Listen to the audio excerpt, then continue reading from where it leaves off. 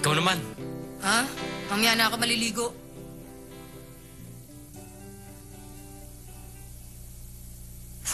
Wow! Brian! Si Benji yan, oh. Tingnan mo. Sikat nga sa photographer. Wow! Nakakabilib siya, no? Basahin natin.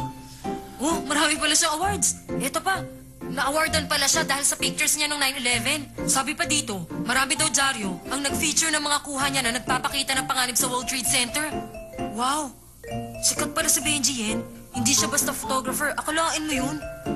Nagsasabi pala siya ng totoo. Ay, teka.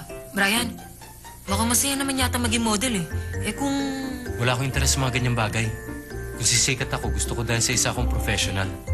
Tungkol sa pagiging model, pababayan mo na lang yun sa mga tao may gusto niyan. Pero, gusto talaga kita makita mag-model eh. Isipin mo nga, Brian, sa gwapo mo, sisikat ka sa buong mundo. Ano ba sinasabi mo dyan? Maligo ka na nga. Pero... Okay naman, oy! Bilis! Oy, isang bilis na! Oy, bilis! Hindi ba napapagod si Isa kasi Wesley? siyang robot eh. Oo nga pala. Naalala ko yung nakita ko kagabi. Nagbabasa kasi ako ng mga magazine. Tapos nakita ko isang article. Sikat na photographer nga si Benji yan. Napili pa nga siya bilang isa sa 10 most talented photographers of the year. Benji yan? Narinig ko na nga ang pangalan Talaga? niya. Wala akong masyadong alam sa kanya. Pero ang alam ko, gwapo siya. Ay, oo. Gwapo nga siya. Correct. Kilala mo pala siya yan. Pwede niya kaya akong picturean? Wish mo Ano lang. pala? Ano sa palagay nyo? Gusto kaya niya picture ng mga bulto? Nakakatakot naman. Tingin ko, peke pa rin siya. Talented na photographer. At tungkol naman sa photography, wala akong interes sa ganun. Ay, teka Wesley. Ibig sabihin, ayaw mo maging model ni Benji? Siyempre, ayoko talaga.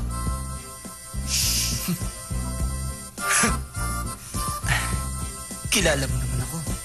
Kung magpapapicture ako, para sa private viewing lang. Wesley, tumigil ka na nga. Ano ka ba? May sasabihin pa ako sa'yo, Joey.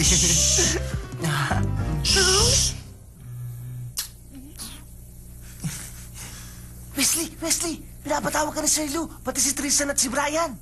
Ha? Bakit naman kaya? Oo nga, may nangyari ba? Hindi ako sigurado. Tayo na. Pumunta na tayo para malaman kung bakit. Bilisan nyo na. Tara, lakad na. Diyan ka muna, Joey, ha? Bye-bye.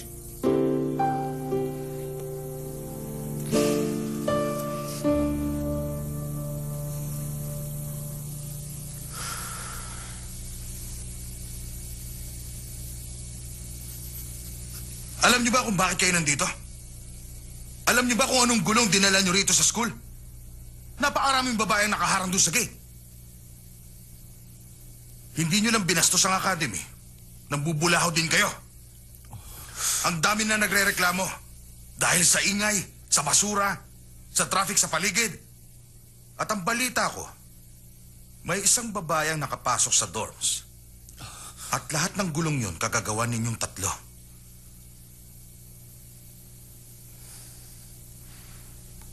At ang buhok na yan, may kulay na.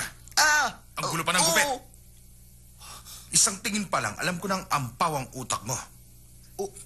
Pero sir, wala namang kinalaman ng kulay ng buhok sa nalalaman niya. Sumasagot ka pa. Dahil ba athlete ka, pwede ka na magyabang? Pero nakakasiguro ako, dahil sa attitude mong yan, kaya hindi ka maka-high jump. Teka, sir! Pakiusap, bawiin niyo po yung sinabi niyo kay Brian. Joey, ano ka ba? Sir Lou, sa tingin ko isang kabastusan ang sinabi niyo. Ano ka mo? Unang-una, wala pong batas na nagbabawal sa kahit anong hairstyle ng mga estudyante. May karapatan ng mga estudyante pumili ng hairstyle nila. Ang mahalaga, sumusunod kami sa ibang regulations. Kung maghuhusga kayo dahil lang sa itsura, hindi na tama yan. Wala akong pakialam kung mabastos kayo. Estudyante lang kayo. Excuse me, sir. Hindi kaya may pagka-immature ang pag-husga niyo sa amin? Ang lakas ng loob mo, ha? Akala niyo kung sino na kayo dahil sa itsura niyo? Ano naman? May mararating bang itsura niyong yan? Balik na sa klase! At pag nanggulo pa kayo ulit, parurusahan ko kayo. Bilis! Ano ba? Lakad na!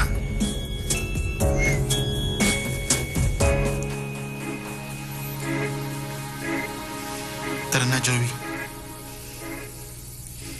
Halika na.